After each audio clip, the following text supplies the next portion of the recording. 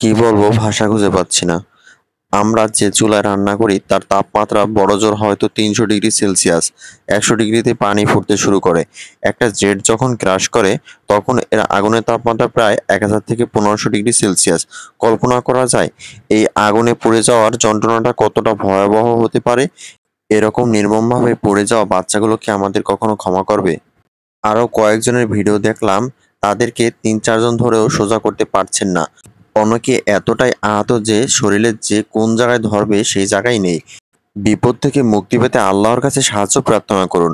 সূরা বাকারার ১৫৩ নম্বর আয়াতে বলা হয়েছে যে, হে মুসলিমগণ, ধৈর্য ও নামাজের মাধ্যমে সাহায্য চাও, নিশ্চয়ই আল্লাহ ধৈর্যশীলদের সঙ্গে আছেন। বিপদ থেকে রক্ষার দোয়া, ইন্না লিল্লাহি ওয়া ইন্না ইলাইহি রাজিউন। আমরা তো আল্লাহর জন্যই এবং আমরা সবাই তার দিকেই ফিরে যাব। আমরা সকলেই এই ভাইদের জন্য, বোনদের জন্য সকলে দোয়া করব। আল্লাহ যেন তাদেরকে তাড়াতাড়ি সুস্থ করে দেন। আমিন।